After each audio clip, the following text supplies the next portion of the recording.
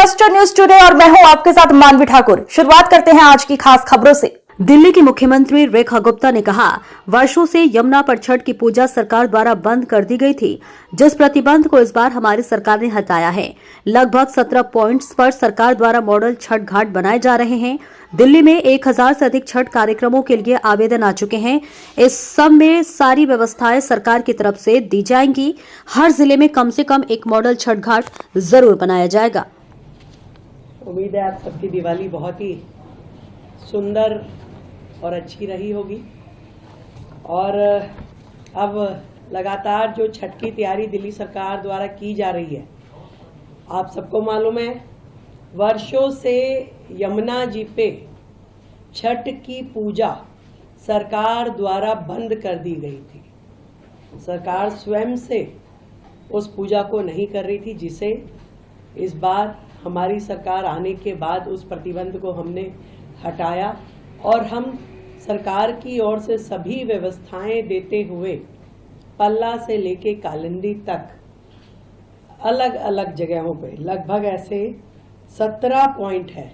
इन 17 के 17 और जो कि किलोमीटर्स में है, कहीं पे आधा किलोमीटर का है, कहीं 1 किलोमीटर का है, कहीं पे 1.5 किलोमीटर का जो स्पैन जहाँ पे लोग ज़्यादा बसावट है, ऐसे सभी 17 पॉइंट पे यमुना नदी के ऊपर मॉडल छठ घाट सरकार द्वारा बनाए जा रहे हैं।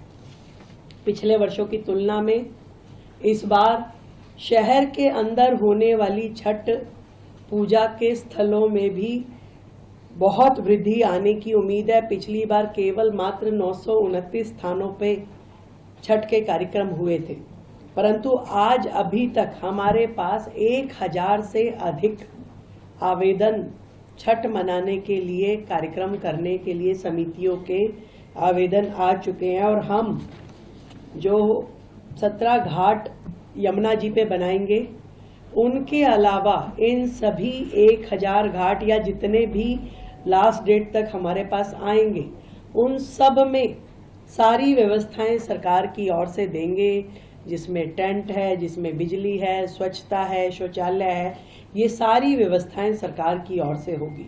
और हर जिले में और हर उप जिले में कम से कम एक मॉडल छठ घाट जरूर बनाया जाएगा। भव्य स्वागत द्वार पूरी दिल्ली में छठ व्रतियों के लिए लगाए जाएंगे, पुष्प से वर्षा की जाएगी और उनका अभिनंदन किया जाएगा। और पूरे धार्मिक माहौल के अनुसार भोजपुरी और मैथिली भाषा के सांस्कृतिक कार्यक्रम भी इन छठ के कार्यक्रमों में आयोजित किए जाएंगे। तो ये लगभग अभी 200 की संख्या हमारे पास है। ये पहली बार है, इतनी बड़ी संख्या में कभी भी आज तक इस प्रकार के सांस्कृतिक कार्यक्रम छठ आयोजनों में सरकार के द्वारा कभी नहीं किए गए, तो ये पहली बार होगा।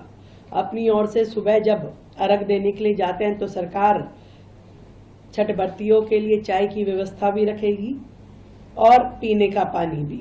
ये दोनों व्यवस्थाएं सरकार की ओर से रहेगी।